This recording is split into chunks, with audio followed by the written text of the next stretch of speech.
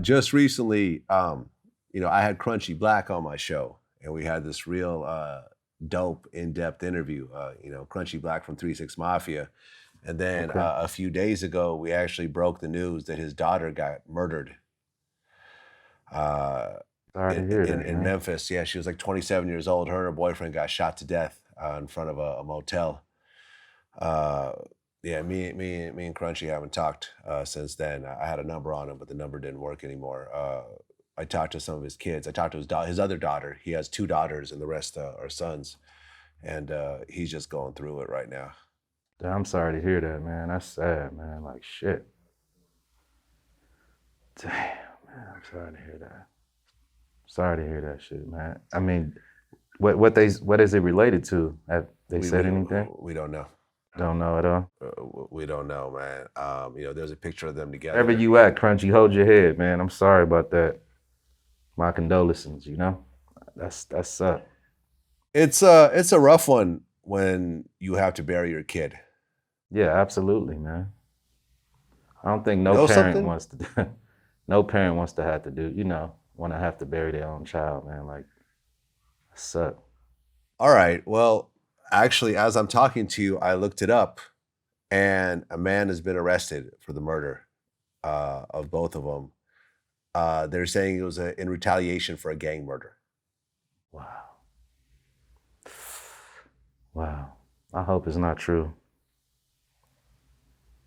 I hope it's not true, man, but that's them streets, Vlad. Like, the streets is wicked, bro. Like, if you out there, shit like that is bound to happen. Even if you're not a part of it, if you're in the wrong place at the wrong time, a lot of times, you know what I mean? Like, shit like that can happen too. Yeah, so the person that was arrested for it was Lamont Murray.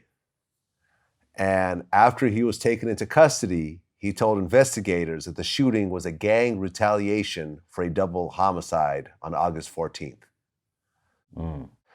Why on earth would someone get arrested for a double murder and explain that it was a retaliation for a gang murder? I don't know.